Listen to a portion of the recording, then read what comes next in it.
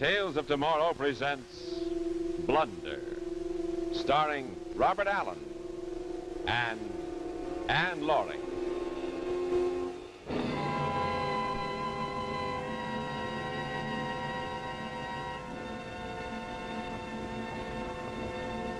Ladies and gentlemen, this is the Earth. Just as it might look if you were standing on the planet Venus instead of being here in this planetarium. Earth being 25 million miles from Venus, our planet would not look much bigger than a giant. And even at that, there wouldn't be many days on Venus when the atmosphere would let you see as much of it as this. Now, we have had so many questions about what might happen if an atomic explosion got out of hand, or if a comet came swinging our way and made a collision, that we have made an arrangement to let you see how it might look from out in space. Of course, you must understand, this isn't anything that's going to happen. The interesting thing is that it wouldn't look like much at all, even if it did happen. Just some light flaring up like this. And perhaps going on that way for a few million years. Or maybe just scattering off into gas in no time at all. The mathematical odds against a comet or a wild star swinging into the Earth's orbit are enormous. And of course, there isn't any human being foolish enough to touch off anything that might get all the way out of control, even with the A-bomb and the H-bomb. No, scientists believe that the end of the world, when it comes, will be a natural one, not man-made.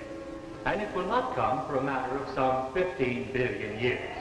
So I suppose we can all just sit back and relax. Of course, there isn't any human being foolish enough.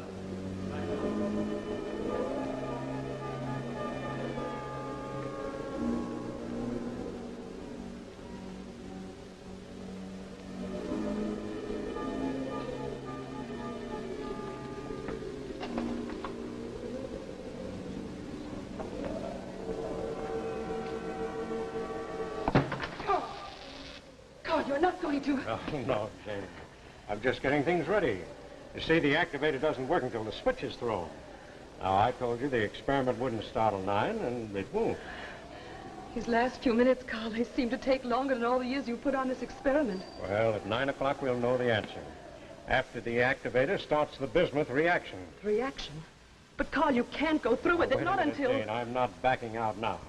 I've told you there isn't one chance in 100 of any trouble. 1 chance in 100? I'll call it 1 chance in 1,000. I've gone through these calculations over and over, and the answer is always the same. Bismuth fission is possible. The pile we've filled up down in the mine is going to start off a slow, controlled reaction, not an explosion. But you sent Dunning and the others to Tromso, Carl. Wasn't that because of the danger? Their work here was over, Jane. Now, after the reaction starts, then's when our work starts, the making of contracts, hiring a full workforce, getting in the lines to get the power out. Oh, we'll have a natural furnace a mile square and hundreds of yards deep. The whole Arctic Ocean to draw on to supply power for all of Scandinavia. Everson, Dunning and Company's going to be big business, Jane. Very big business. I didn't have to make any contracts in Tromso, Carl. But you wanted to send me away, too. Well, we're stuck out here in the wilderness, darling. Why should a man ask his wife to stay here yes, when... Carl, why should you ask me to stay here when that... I never could fool you, could I? You're not sure, are you, Carl? No, don't try to fool me. You're worried, too. Well, all right. Maybe there is 1 chance in 100 of trouble. I don't suppose there's any point in not facing up to it now. Well, then you do admit that this could go wrong, Carl. That this particular way could be more dangerous than all they've done with uranium and all the other elements. Yes, there is a remote possibility that by splitting the bismuth atom, we might touch off oxygen. Oh, touch off oxygen? Oh, now, wait a minute, Jane. I just said there was a remote possibility. Theoretically, the sun could explode tomorrow, but it isn't likely. Well, this is the same. But oxygen's everywhere. It's in the air. It's in water. Why, Carl, the whole world could become a gigantic atom bomb. That's right. Well, then shouldn't you be reading more data, Carl? I mean, you always used to check and recheck your information, and this time you haven't even paid any attention. Carl, there were reports from Dunning and the others, and you haven't even read them. Why, if Joaquim Ortega gives up on this, well, Mightn't the danger be the very reason? I don't know that anybody's given up, Anne. Things that are published are months, years behind events, and I could read myself blind and not be 1 millimeter further ahead than I am tonight. And what's the point of reading anything when it's so heavily censored? Oh, look, Jane. This dinner was supposed to be a party, wasn't it? Carl, listen to me. You and Dunning have been working here in secret, but outside the there are secret other... stage is over, Jane. My final report has probably already been published. Ortega and Stackpole have most likely already seen it. Now, if they want me to hold up the experiment, Jane, it's too late. There's a time for study and a time for action. We've come to the time for action.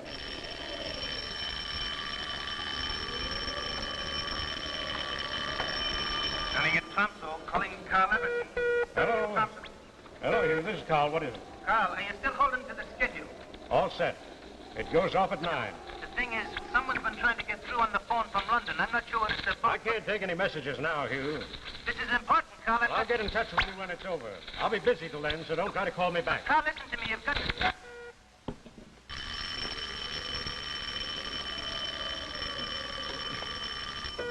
Look, Hugh, I told you no more talk till it's over. But there's a call from London, Carl. I'm cutting out all the way now, so you'll be just wasting your time if you try to get me back. But, Carl, listen, you've got...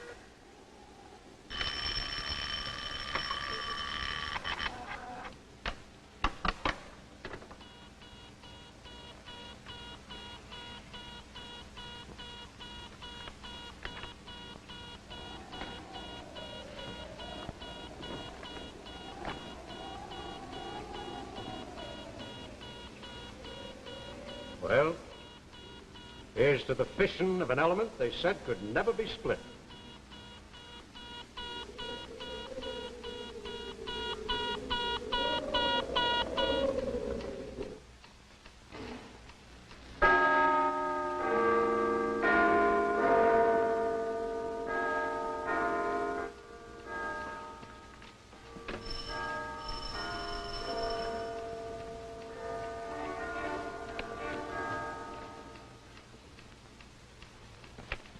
Dr. Ling, open up. Hurry. Who is it? Open up, Chu Ling. It's Stackpole. Why, hello, you come in. No, there isn't time. Have you read the Zurich Quarterly yet? Why, we're just starting it. Just why, what's the matter? It's Everson. He's experimenting with that bismuth fission theory of his. Experimenting. Yes, I know. It'll set off an oxygen reaction. We know it, but Everson doesn't. How far has he gone? I don't know. I've been trying to get Dunning on the telephone all day. I can't get through. Well, what shall we do? I've chartered a plane. We've got exactly 10 minutes to get to the airport. Wait till I get my coat. Good. I'll get a cab. The cabby! Cabby, here! Cabby! Wait, Stackpole! Wait, I'm coming!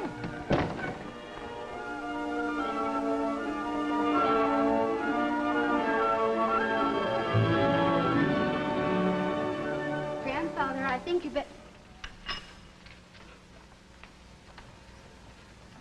In the old stories, Elena, the princess always kissed the one who was sleeping. Grandfather, I didn't mean to wake you. I was just leaving the afternoon mail. Oh, I'm wrong. It was always the princess who was kissed. The famous Dr. Ortega is never wrong. There, and if that makes you a sleeping beauty, don't blame me. At my age, Elena, names mean little, kisses mean much. So whenever you see me dozing, this cable came with the mail? Yes, it came about a half an hour ago. I was wondering whether I should wake you, and then I thought... Is it bad news, Grandfather? Grandfather, the cable, is it bad news? It's from Stackpole in London. He has seen a new report by Everson. Elena, Yes. the Zurich Review with my article on bismuth. The issue should have been in Stockholm and Oslo for almost a week now, no? You've asked me that before. It's been out there since the 12th. If Everson has seen my article, he can't be so insane as to go ahead. It was in warning to Everson that I wrote the article. Got the material declassified exactly for him to see. He must have seen it by now. He always reads everything that you... Yes, Everson always used to read everything in his field. But he has been cut off from all of us up there for years. Crumbs from our table. That's all he has been able to get his hands on. But this time, crumbs aren't enough. He has made a mistake. Grandfather, is it a bad one?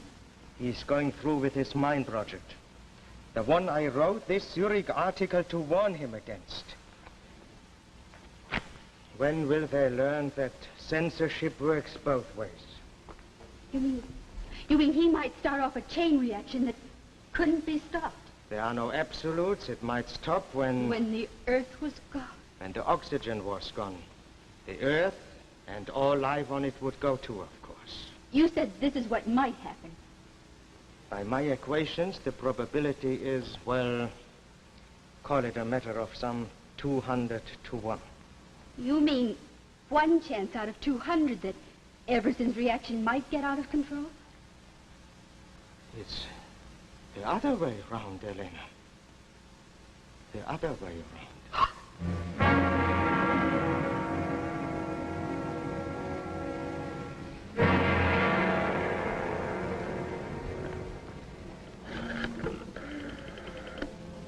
Operator, this is Joachim Ortega calling. I want to put in a person-to-person call to Washington. To the President. Yes? The President of the United States. Dunning, you don't seem to understand. It's a disastrous mistake that Everson's made. Chuling and I have flown here from London to try and stop him in time. Aye, that I can understand. You can They're all great lads for stopping things. You can read it for yourself here in this article Ortega put out. Everson hasn't allowed for the factor of K under pressure. I'm an engineer, Stackpole, not a nuclear physicist like yourself and your friend here. I've read your article through twice, and I can see nothing that affects our plans at the mine. If you will excuse me, Mr. Dunning, there might not be 20 people in the world who could understand this warning which Dr. Ortega has written. But Carl Everson is one of them. If he is proceeding, it can only mean that he has not read the warning. I've sent on every scientific journal that's come to us here in Tromsco. If ye say that the journal's been out for since the 12th, well, it's been in Carl's hands now for 3, maybe 4 days now. Dunning, we're wasting time, and there may not be much of it left for any of us. You said that you were in touch with him not 10 minutes ago. Will you please get in touch with him again? I'll tell him that you didn't want us to interrupt him. I'll tell him that black is white. Anything, if you'll just let us read these equations to him. Gentlemen, I'm sorry, but I cannot do such a... beg your pardon, Mr. Dunning. We haven't much time left in which to avert this error. The radio, if you please. Well, I'll be... The radio, if you please, Mr. Dunning.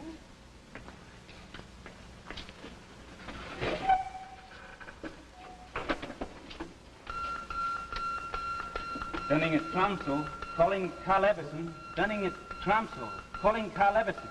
I can tell you now there's not a chance till after the test. What time is it scheduled for? 9 o'clock tonight, but Carl said he was cutting out his receiver till afterward. Look, Dunning this may be only an outside chance, calling but Carl it doesn't Everson. need both of us. You can talk to Everson if Dunning raises him. How about you, Jeff? Well, I've made arrangements with a Norwegian Home Minister to let me have a plane to get through to the mine, and paratroopers to make the drop in case we can't land. You stick on here and, well, just wish me luck, will you? I wish you lots of luck, Jeff. Goodbye. Calling Carl Everson. Dunning at Tromsø. Calling Carl Everson. Dunning at Tromsø. Calling Carl Everson. Carl Everson. Look, Jane, can't you remember that this is a celebration? In exactly 18 minutes, we'll be showing the world a wonder that'll still be supplying light and heat and power for centuries to come. What about the children, Carl? What happens to the children of the world? Well, they'll be born into a world of plenty. Food, heat, shelter for all. No, I mean, if this goes wrong. It can't go wrong. But, Carl, if it does. If it does, Jane, and that's a very big if, there won't be time for them to suffer. Think I'd like my drink now, Carl.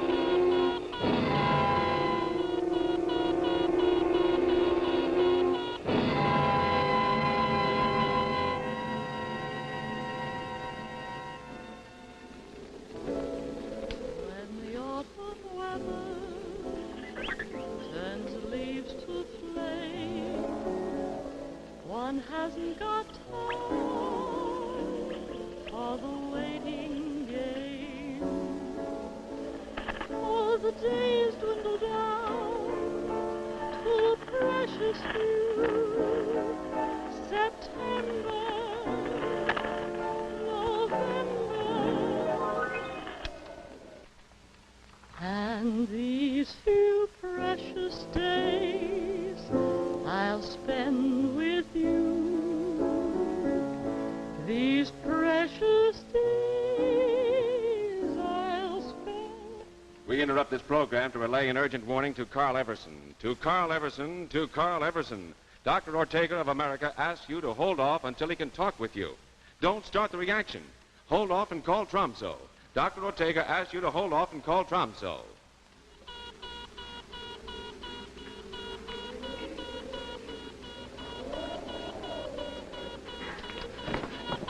Dunning and Tromso calling Carl Everson. Dunning.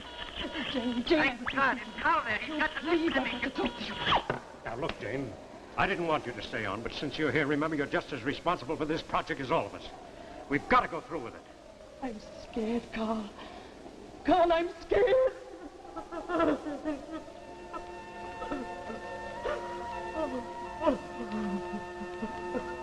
I'm sorry, Jane. I just keep thinking about the children. Look, don't you think that I think of them too? Look, Jane, there was a time when I would have waited to check with Ortega and Stackpole. But now it's different. There's a limit to what I can tell them. There's a limit to what they can explain to me. They publish things, sure. Yes, darling, they do publish a little, but what? But it's just the scraps, darling. In Moscow and Leningrad, they can't even publish scraps. But if I can once show them that bismuth fission is a workable, existing reality, I'll make them all talk. Not about war and weapons, but about the full development of this wonderful new power that's coming into our hands. About the simple, inexpensive plants that they can set up all over the world. I'm thinking of the peaceful development for all the billions of people who've never had enough to eat, of this cheap, limitless power that can end poverty in the world. Oh, Carl. Carl, that's a wonderful dream. But the responsibility, do you have the right to take that on yourself?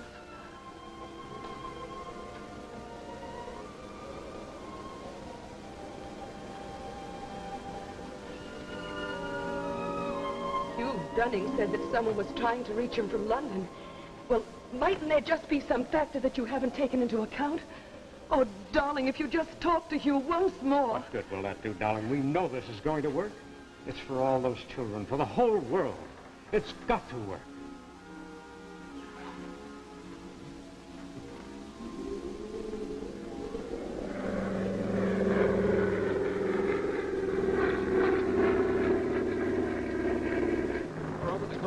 Stackpole. It'll be a few moments now. Does the pilot know his way from here? Yes, we've trained over this area.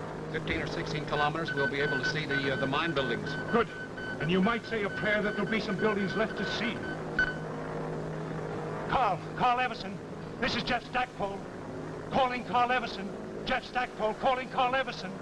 Ortega says, don't set off the reaction. You're forgetting a factor of K. You're forgetting a factor of... There's something wrong with the radio. Oh, yes, here he is. You got it? Carl Everson, this is Jeff Stackpole, coming in on a plane. We'll be in over the mine within minutes. We'll land by paratroop in the open spaces just north of you. Carl Everson, this is Jeff Stackpole. Stackpole calling Carl Everson. Stackpole calling Carl Everson. Stackpole calling Carl Everson. They haven't. Well, please have them keep trying. Yes, it's top priority and very urgent. Thank you.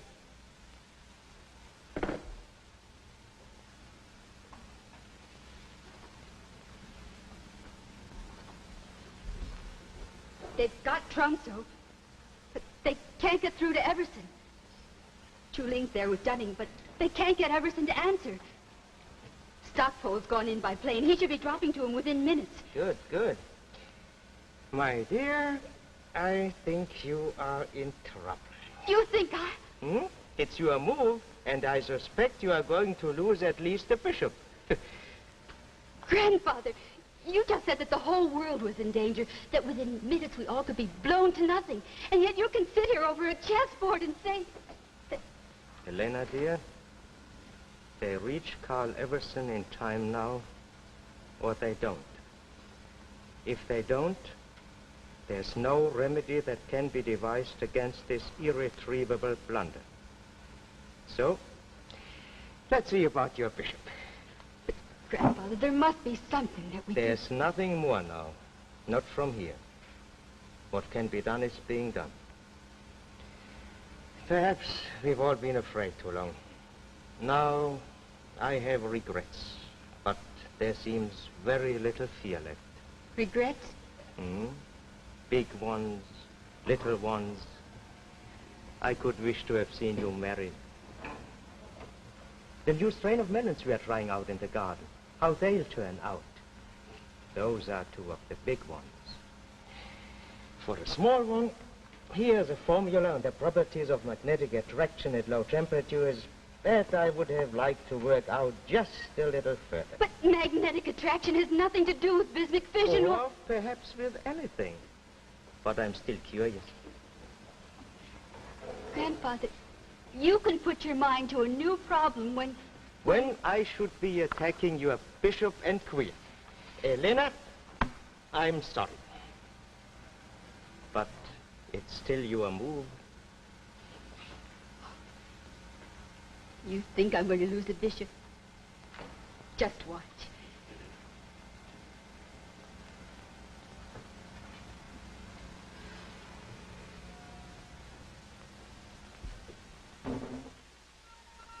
Urgent warning to Carl Everson. Urgent warning to Carl Everson. Don't touch off the reaction. Don't touch off the reaction if you see or hear a plane approaching that is Stackpole trying to help you. Urgent warning to Carl Everson.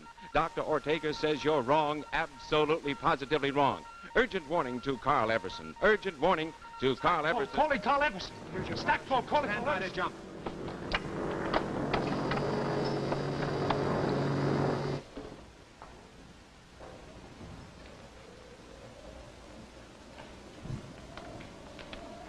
Well, that's that. Well, it's just minus 52 seconds, darling. Oh. After it happens, will it be long before we... Before we know, it might be 6 seconds, might be 8, depending on how long it takes for the acids to eat through the plates down below after the reaction starts. And then if everything's all right, will we know right away? If it goes past 8 seconds, you'll know that we're off on schedule and everything's under control. If it doesn't, I doubt very much that we'll know that it didn't work. Carl, there's one more thing. Now, wait a minute, Jane. No more, you promise. No, it's not about calling Dunning or what's happening down below. It's about us, Carl. I was wondering if you'd kiss me.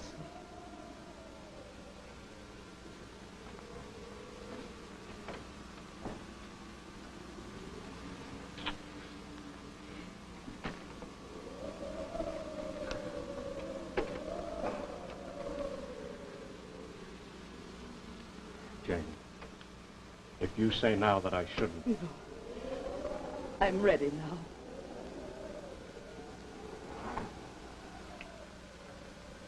It's time.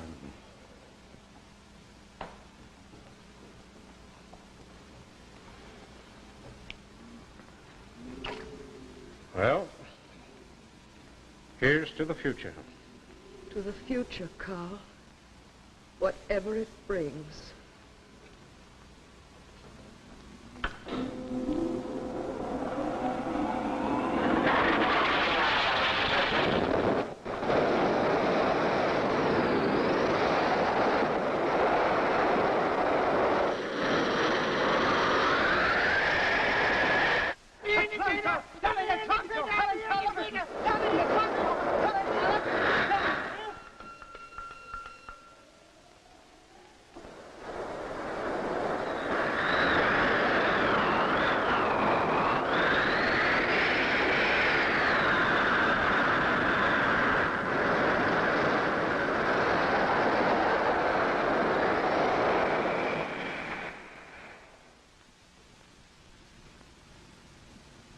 And of course, there isn't any human being foolish enough to experiment with atomic fission.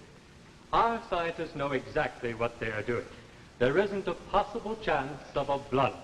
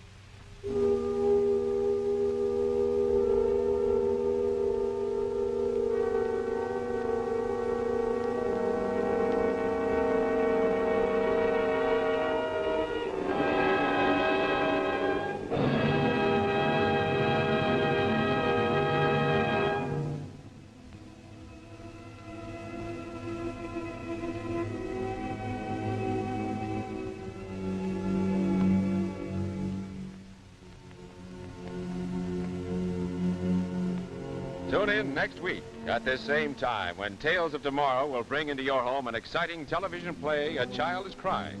Mr. Walter Abel stars in this gripping story of a youngster upon whom depends the security of the United States. Remember Tales of Tomorrow next week at this same time. The preceding program, originally telecast by ABC in New York, has come to you by special video recording. This is ABC, the American Broadcasting Company.